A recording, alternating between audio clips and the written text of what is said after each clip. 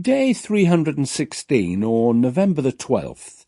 You are unique but not unusual. Our thoughts today come from Romans chapter 3, verse 23. For all have sinned and fall short of the glory of God.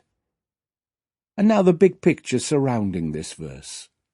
Paul's letter to the church in Rome is generally acknowledged as his greatest work and comes first in his collection of 13 letters. It is also the longest one he wrote, and it is to a church that he'd never visited. The first 3 chapters make the case for our need of God's righteousness, because by ourselves we are all short of the standard God requires of us. Paul explains why the Gentiles are in need of God's divine help, and then, surprisingly for many of his readers, he goes on to confirm that the Jews are no better even with the law of Moses. It seems probable that this letter was written by Paul during one of his stays in Corinth, and is a true ancient masterpiece by the world's first and perhaps greatest missionary, the Apostle Paul. And now for today's action step.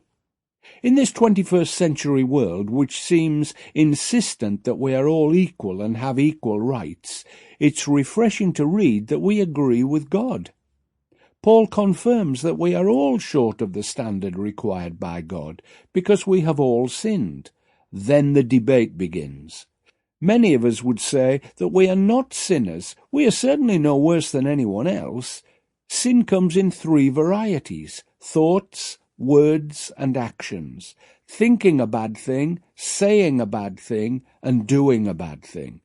If we only commit one of each type every day, by the end of the year we have amassed over 1,000. For listeners to this audio book, that means tens of thousands so far, and counting. So it's impossible to be pure and clean and acceptable. It is if we remain independent. However, with God's help, perfection has already been achieved with the sacrifice of Jesus on the cross. So we are all equally less than perfect, and we are all equally offered the pardon we need to wipe our slate clean. Now that's true equality. It may be time to listen to day 21 again.